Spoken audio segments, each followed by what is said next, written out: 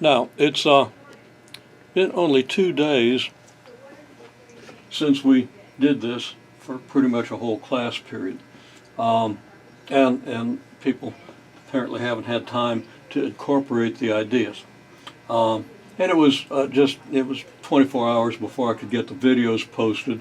So given the short time between Monday's class and today's class, which is Wednesday, don't expect miracles of comprehension, but you really need to understand all of this before lab on Friday.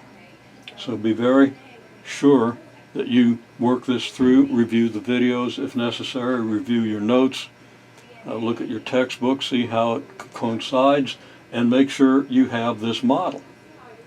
Okay? If acceleration is uniform, then your position x, and then we're talking about acceleration along a straight line, in this case along the x-axis. Something moving along the x-axis. If acceleration is uniform, then for reasons that many of you appear to know pretty well because you're incorporating integrals into solutions to some of your problems and so forth, and doing some pretty good stuff. I haven't looked at them in detail, but the stuff you're doing looks pretty good. But you get a very simple picture of uniform acceleration if you understand your kinematic equation for your x coordinate. It's just going to be your t equals 0, value of x, that's x naught, plus your t equals 0, value of velocity, which is v sub 0 x, and your uniform acceleration a sub x. Now this only works if acceleration is uniform. If it's not, and it isn't in some of the problems you're asked to do, you got to do integrals and derivatives and so forth. And I actually think you're probably doing that pretty well. Okay, in any case, that's your function. Okay? So, to use this function, you would plug in the information you're given in ways very similar to the way we did it in class last time. And you have to review that. We did it for 3 different situations.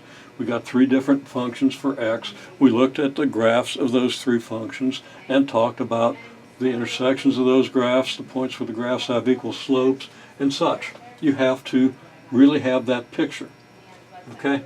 So, one way or another, you use your given information to determine x naught, v naught x, and a sub x.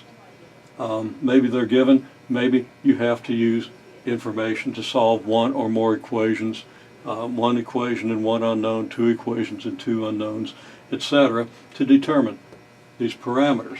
Once you have those parameters, though, you have everything you need to know about that motion. Among other things, you know that your x velocity is just the derivative of your x of t function. And you need to think about what all that means and how it goes together, but the derivative of this function, and I'm not going to explain why, you can do derivatives. Derivative of this quadratic function in time is a linear function. So your v versus t graph will always be a straight line, assuming acceleration is uniform. It doesn't apply if acceleration isn't uniform. You will get a graph that has some non-uniformity in the slope if the acceleration isn't uniform, since the acceleration is represented by the slope. Okay. Also, your position function is going to give you a parabolic graph. Now, I posted videos that give you pretty much what you need to know. I didn't go into the calculus of the parabolic graph, but that's really simple, much simpler than the rest of it. But you need to be able to graph a parabola corresponding to the motion of an object. You get a graph of position versus time. Typical graph might look like this, and it's part of a parabola. I've got the dotted part over here. It's a parabola with a vertex and an axis of symmetry. Now, I went over that in detail, so be sure that you go through those details. Here's your axis of symmetry. Now, the axis of symmetry of x equals at squared plus bt plus c is that x equals negative b over 2a. But as I warned you in class, if x is at squared plus bt plus c, a is not the acceleration.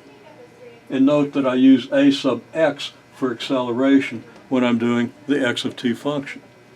Okay, so I have to use at squared plus bt plus c for your general quadratic function because that's the way you're used to notating it. Those are the a, b, and c, a being the coefficient of t squared, b being the coefficient of t, and c being the constant term. It's what you use if you use the quadratic formula or any of the rules for quadratic functions. That's the familiar notation.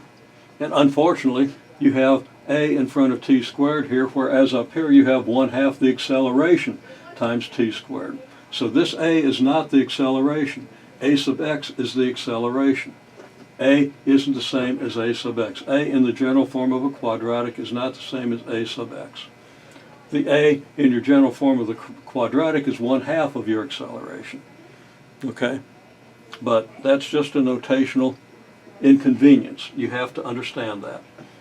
A is whatever's in front of t squared, and what's in front of t squared here is 1/2 a sub x.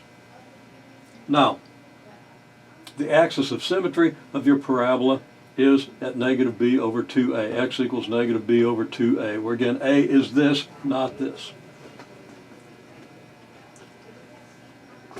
You plug in the value of x at the axis of symmetry and you get the value of, the value of t at the axis of symmetry, and I wrote this wrong, I just realized, so let me correct this. I said at x equals negative b over 2a, but x is the vertical coordinate.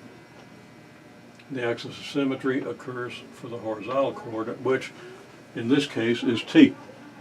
Okay, again, axis of symmetry now is t equals negative b over 2a, where again a is a coefficient of t squared, and that would be 1/2 of the acceleration. You get the coordinate, the t coordinate of your axis of symmetry, you plug that in to the equation, and you get the x value at the axis of symmetry. Then the parabola opens upward or opens downward depending on whether the coefficient of t squared is positive or negative. Now that's all pre-calculus. You have to review that. You have to really understand quadratic functions in order to understand uniform acceleration and what the graphs are telling you. So make sure you review that, make sure you understand that thoroughly, that you don't have to stop and think about it because it gets in your way to have to stop and think about it. Sort it out. Look at the problems that I handed out today. Nobody used this scheme, even after spending pretty much all of the class on Monday talking about the scheme. Okay? So make sure you've got that. I can't emphasize how much that's going to simplify your life once you do.